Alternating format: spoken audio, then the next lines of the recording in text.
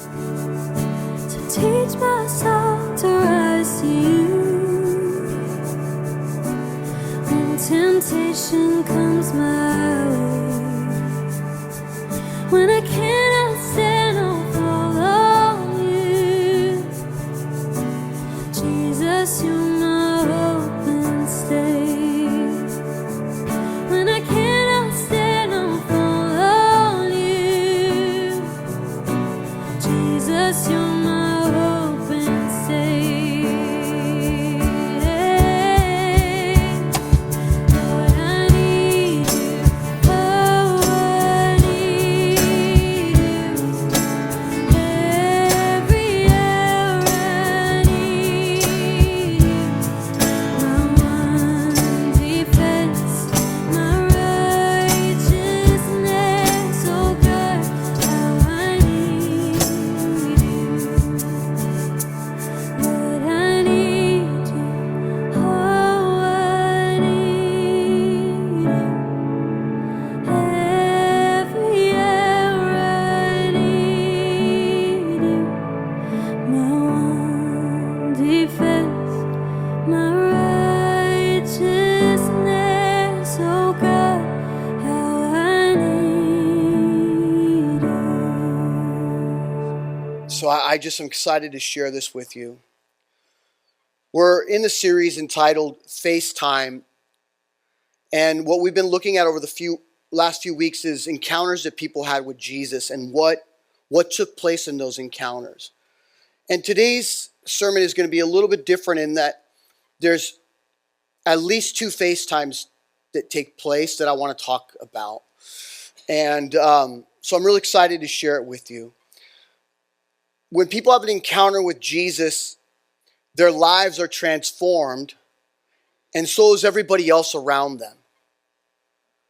When you encounter Jesus in your life and you experience transformation, people around you will notice. They'll see something in you that's life-giving. Knowing about someone is just the first step towards actually knowing them. You know, there's some people I'd like to meet. I know about them. I know maybe their professional sports records, their accomplishments, and I only know the critique of sportscasters or what's said on TV, but I've never actually met them. And I would like to meet certain people, but I only know a limited amount until I actually encounter them and know them. And it's the same way with Jesus. We have to move always from just knowing about him to actually knowing him.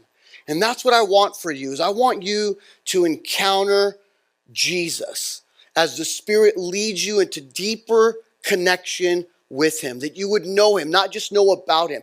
I know a lot about him. I read a lot. But my hope and prayer always is that I just don't know about him, but that I actually know him, right? Through a vibrant prayer life, that I know him through the ways in which I see him working in your life. And it's just that openness that I'm talking about, of really wanting to know him. In a world where we're inundated with information, there's so much information. Wow. I mean, YouTube, for example, everybody has access to talk about whatever they want, about whatever's going on in culture. It's free, so you could perceive yourself as an expert and make a case for why you should be on there giving out information. And you might have a following of 1 million people, and you may not really even be good at what you're talking about. This is the world that we live in. It's wild. Not all that's bad, because I do think that there are some people that maybe don't have the pedigree or all of the degrees that actually do know a lot about stuff that now have a voice, right? But my point is there's so much information. There's so many opinions, and certainly there's a lot of misinformation.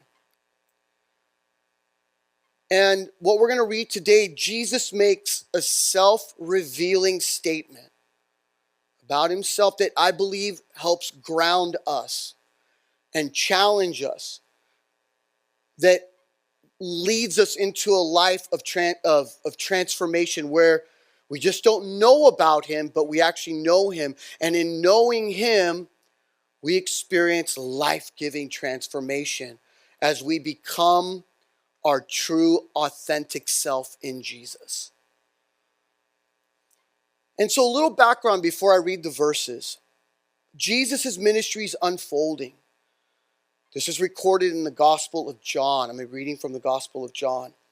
And John is taking us through the story of Jesus and how his ministry is unfolding and the interactions he's having and the signs and wonders that are also on display. But there's this lingering question in the crowd, in the time that Jesus lived, in the psyche of the people. This question is Jesus a good man, or is he actually leading people astray? Is he good? Is he from God? Or is he leading people in the wrong direction because he's asking people to follow him? He's giving information of which we've never heard before. And is he leading people astray? Is he bad? And this is that question that's taking place around his ministry. Jesus' demonstration of love and mercy and acceptance, advocacy, the miracles, the care he gives people, his authoritative preaching or teaching was helping people, catch this now, all of that was helping people to see in a way that they never could see before, to see the world differently. And to see him as the Son of God, sent from heaven. And so this is a little bit of the background. Now I want you to turn with me, if you have your Bibles, to John chapter 8. If you don't, the verses will be up here on the screen. And remember, the question is he good? Is he leading people astray? Is he good? Is he from God? So starting in verse 1, they all went home, but Jesus went to the Mount of Olives. Kind of insignificant to the rest of what I'm going to read, but starting in verse 2, it says, at dawn he appeared again in the temple courts, where all the people gathered around him, and he sat down to teach them. The teachers of the law and the Pharisees brought in a woman caught in adultery. And this is so sad. I'm going to talk about it in just a second. But verse 3, the teachers of the law and the Pharisees brought a woman caught in adultery, and they made her stand before the group. If she's caught in adultery, then where's the guy? So dehumanizing, right? And this speaks to the culture. There was a hierarchical structure, and women were low in terms of value, and their lives were dehumanized. And here we see that. They made her stand before the group and said to Jesus, "Teacher, this woman was caught in the act of adultery. In the law, Moses commanded us to stone such a woman.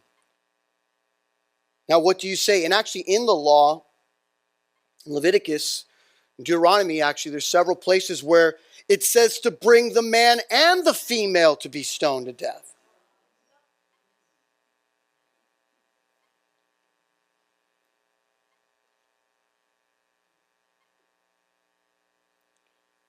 Now, what do you say? That was a question. And this is obviously a trap.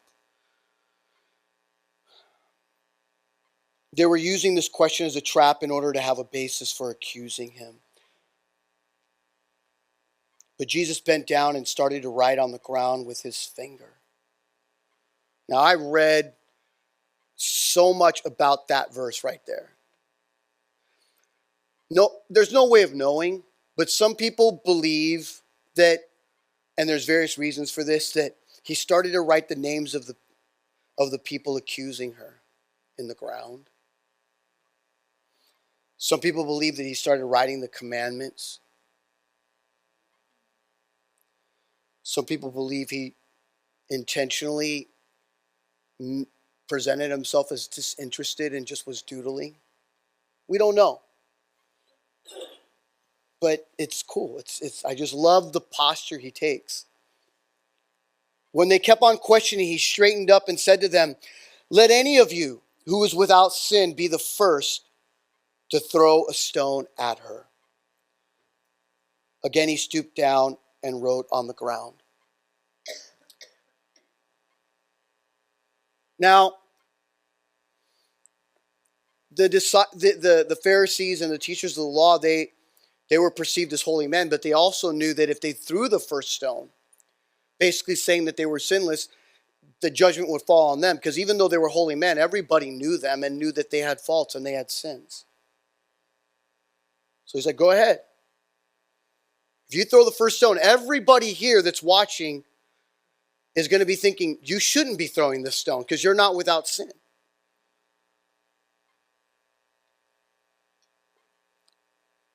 At this, those who heard began to go away one at a time, the older ones first, until only Jesus was left with the woman standing there. Jesus straightened up and asked her, "Woman, where are they? Has no one condemned you?" "No one, sir," she said. "Then neither do I condemn you," Jesus declared. "Now go and leave your life of sin." It's powerful. This passage is obviously very pointed. John's he's trying to show us something, and I'm going to do my best to kind of make the main point. But it certainly is about a few other things, and one of them is it's intentionally there to show that Jesus was elevating the value and stature of women in his own culture. There's no doubt. How the church is viewed as dehumanizing to women just blows my mind, because that is not the ministry of Jesus. Jesus was elevating women, giving them value and dignity, protecting and advocating for them. In cultures that dehumanize them, Jesus was a champion for women. And I think that's powerful. And I didn't want to go any further without saying that. But now let's look at a couple of things I think is really important. My first point is this, and this is good news. Jesus can see people. Jesus can see people. He sees you. He sees me.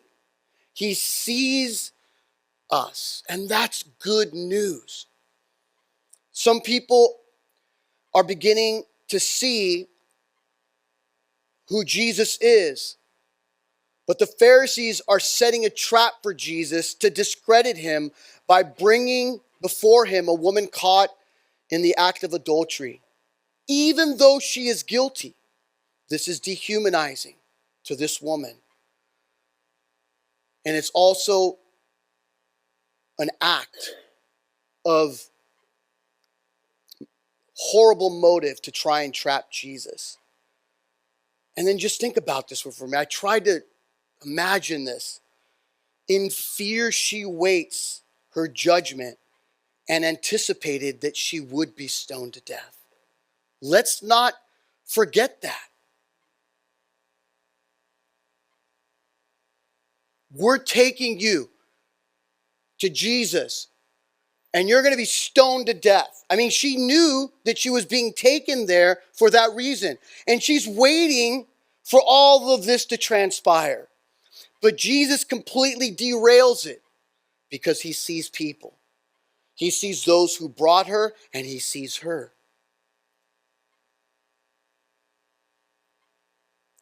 But let's not forget that she came in fear. Jesus shines the light on the darkness that is at work. He shines the light on the heart, the motives, and turns the whole situation upside down. The light shines on the darkness of our hearts and our motives. And that's what we see in this. The Pharisees and the teachers of the law that came to entrap Jesus, he knows their heart. And that's scary for you and I to really think about that.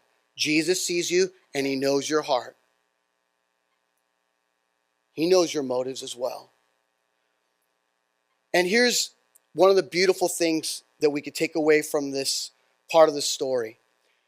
Just like Jesus sees people for who they really are, here's the good news. Jesus helps us to see.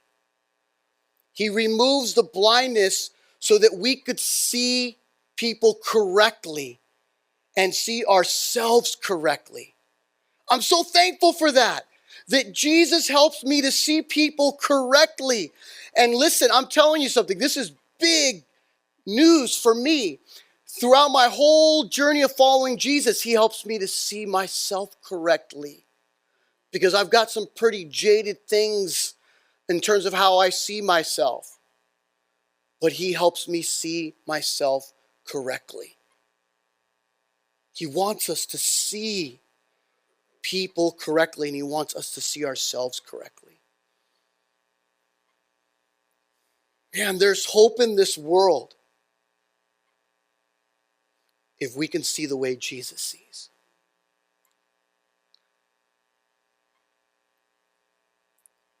Listen, some of you, there are some people in your life, and the way that you see them, there's truth to it. If he's a pain in your neck, he's a pain in your neck. There's some reality to that, right?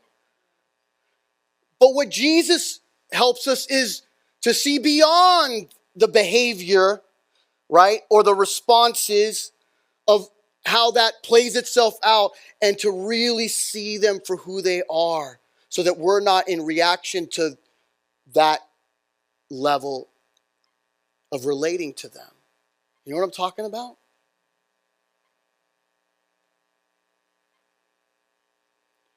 Our self-righteousness is antagonism towards Jesus. And that's what we see in the Pharisees. They were self-righteous towards this woman. They had sin in their own life. And that's what's being revealed.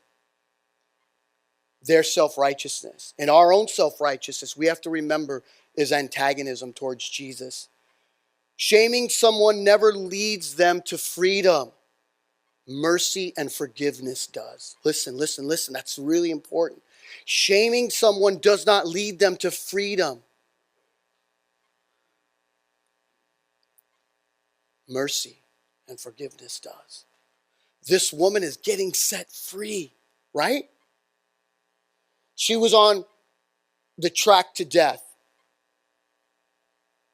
A real horrible death. Being stoned to death. But she finds mercy. The Pharisees and the teachers of the law were shaming her. Everybody knew, right? She was caught in the act of adultery. They're shaming her. And here we see Jesus turn the whole thing upside down and set her free. He doesn't shame. He doesn't contribute to the shaming. He protects her. And he shows mercy and forgiveness. Jesus is amazing. He's amazing. Why do we hurt people? Because of our blindness. We don't see the moments of mercy that should be flowing out of our lives because we don't see their value. We miss moments of mercy. We miss moments of lifting people up. We miss moments of setting people free because we don't see them in the way that Jesus sees them. We don't see their worth. We don't see how we can extend love to someone. And in doing so, we miss the opportunity to set that person free. We're still in darkness, and we need the light in our life. When we don't respond in mercy We don't respond in forgiveness. We don't respond in love. And we don't see people for who they are and how we can help to move them towards being free. But this woman, in her FaceTime with Jesus, she could now see and experience the light of God in her own life because of what Jesus did. She discovered something about the God of all creation, the God of heaven. That he sent his son to turn the world upside down. And now she could see that the God of the universe is merciful and loving and protecting and caring and compassionate. Because all the men in her life were not. Woman, where are they? Has no one condemned you? No one, sir, she said. Then neither do I condemn you. Jesus declared, go now and leave your life of sin. Now listen, he could have just said, go now. But what did he tell her? In order to stay free, in order to walk in the light, go now, but leave your life of sin. He upholds the law, but he's merciful. Let's look a little deeper into what Jesus is revealing about himself.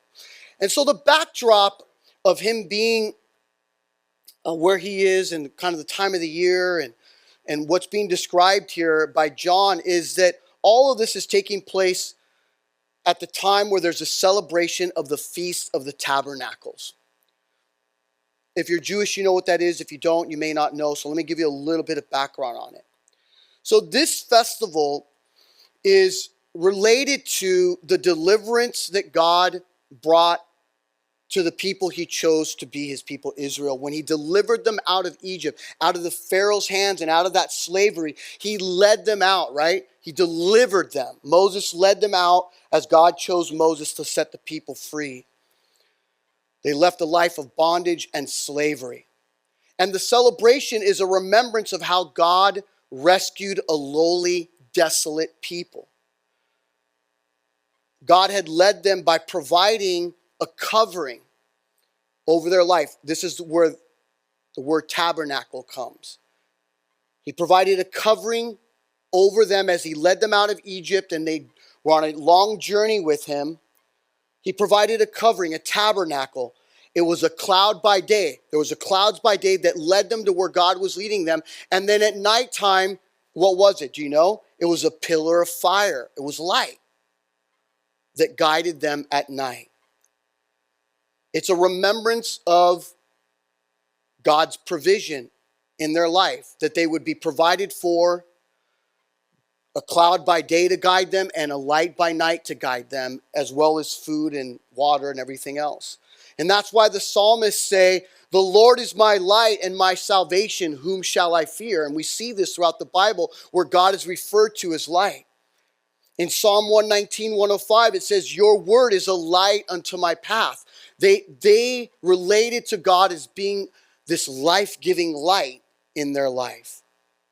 And during the Feast of the Tabernacles there in Jerusalem at the temple, there were these 4 large stands in the courtyard of women, is what they called it. In the courtyard of women, the women would have to stay out. They were in the temple area, but they were in the outer courts. And in that outer court, there was these 4 huge lampstands in the courtyard. And there were 4 large bowls that held 4 smaller bowls, 1 big bowl and then 4 smaller bowls inside that had oil. And the wicks were the worn garments, old worn garments of the people, and they could only be reached by ladders. So they sat up really, really high. And at night, that was the only light in that temple area. And man, it just beautifully lit up the night. The light on that limestone of the temple must have looked really beautiful, but there was no other public lighting like we have here. So it's just really dark except for that light. And you can imagine how beautiful that was. And then in the evenings, there would be people, the Levites and the choirs were singing, they were dancing in the street during the Feast of the Tabernacle. In the very courtyard where the lighting was taking place, Jesus stood underneath the massive lit lampstands. This is the backdrop for where Jesus says, I am the light of the world. It's in that backdrop. Now they knew the history of why they were celebrating. And then here he is, right there. Where the light is so obvious, he says, I am the light of the world. He is the one that's going to illuminate our life. In John chapter 8, verses 12 and 13, when Jesus spoke again to the people, he said, I am the light of the world. Whoever follows me will never walk in darkness, but will have the light of life. The Pharisees challenged him. Here you are, appearing as your own witness. Your testimony is not valid. They still couldn't see how he handled the adulterous woman. They still couldn't see that the way of Jesus is light, that he is light. And one of the things I want to talk about today as we're kind of coming in for a landing and concluding here. The second point is this. To all of us here today, we can be set free from spiritual blindness. And that's my concern for all of us, including myself, is that we don't walk in spiritual blindness.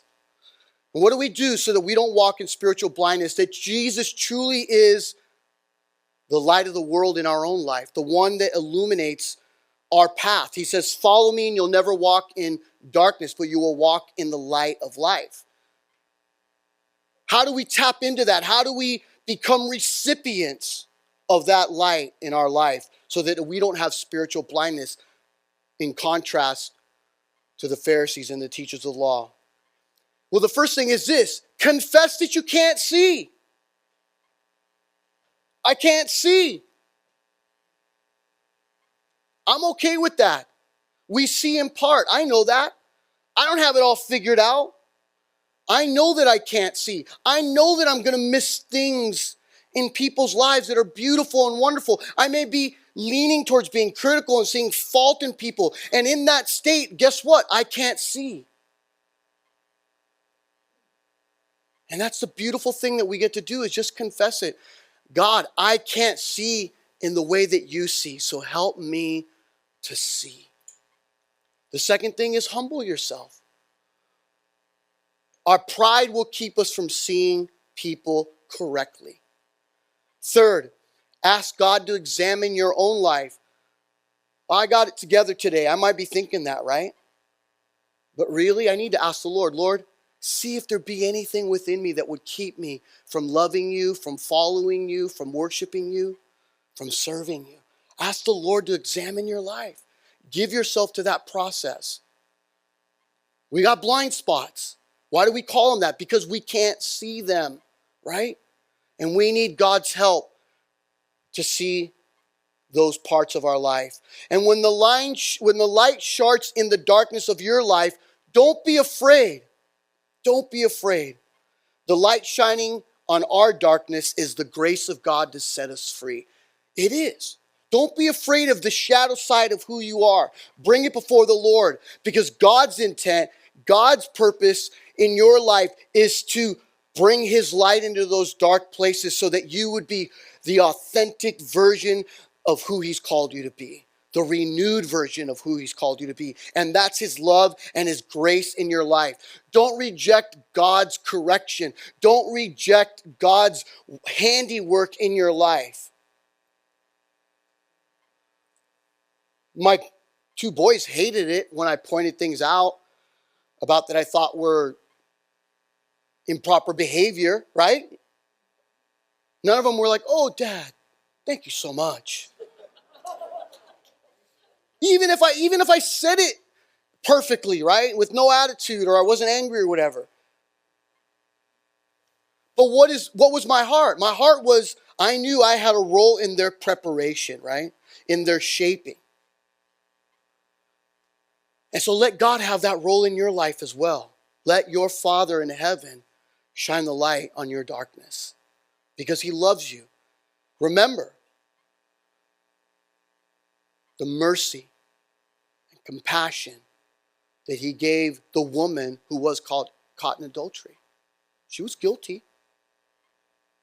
But his response is what we need to remember, that we don't get what we deserve with God. Hearing the truth and knowing the truth is only the first part. Being open is the key. Are you open to God? Are you open to people?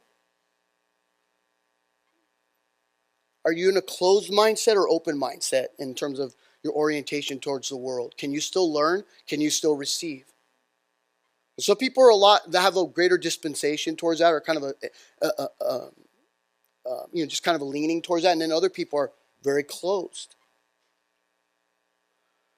And so just examine that part of your life, because I don't want you to miss out on the key insights, the seeing that God wants you to have, the light that he wants you to walk in. Those trying to trap Jesus were not open to him and his teaching and ministry. They were hearing and seeing, but they were not open. So we don't want to be like the Pharisees and the teachers of the law. We don't. When a person is open to follow the way of Jesus, that openness is verifiable by an obedience to follow Jesus. When you're open to God, it's verifiable by your decisions to obey the way of Jesus. And that leads to my last point. When Jesus says, I am the light of the world, he is saying, follow him and never walk in darkness. To the Jews who believed him, Jesus said, if you hold my teaching, you are really my disciples. Then you will know the truth, and the truth will set you free. When Jesus says, I am the light of the world, what does he mean and what does it represent? It means that he's the giver of life. Without light, there is no life. He's our guidance. He's our protection. He promises his presence in our life on life's journey. Let's stand together as we conclude.